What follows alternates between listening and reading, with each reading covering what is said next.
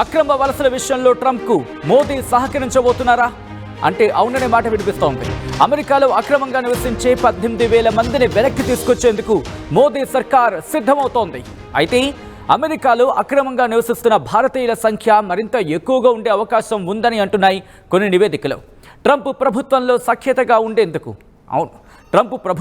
సఖ్యతగా ఉండేందుకు కేంద్రం ప్రయత్నిస్తోంది. యుఎస్తో ద్వైపాక్షిక బంధాలను బలోపేతం చేసుకోవాలనే ఆలోచనలో కేంద్ర సర్కార్ ఉంది. ఈ నేపథ్యంలో 18,000 మందిని వెనక్కి తీసుకురావడం వెనకాల మోదీ సర్కార్ వ్యూహం ఏంటి? ఎందుకు ఒప్పుకున్నారు? మరి ముఖ్యంగా ట్రంప్ ప్రమాణ స్వీకారం చేసే ముందు వరకు ఎటువంటి సినారీ దీనికి సంబంధించి ఎక్కడ మనకు కనిపించలేదు. కానీ ప్రమాణ స్వీకారం చేసి ఎగ్జిక్యూటివ్ ఆర్డర్స్ని పాస్ చేసిన తర్వాత మోదీ ప్రభుత్వం దీనికి సంబంధించి తెర వెనకాల భారీగానే కసరత్తు చేస్తోంది. 18,000 మందే ఉన్నారా, ఇంకా దానికన్నా మించి ఉండొచ్చా అనే అంశానికి సంబంధించి రెండు దేశాలు కూడా ఇటు ట్రంప్ సర్కార్తో మోదీ సర్కార్ భేటీలు జరుపుతోంది. మరి ముఖ్యంగా నిన్న గమనించి ఉండుంటే అమెరికాకు సంబంధించి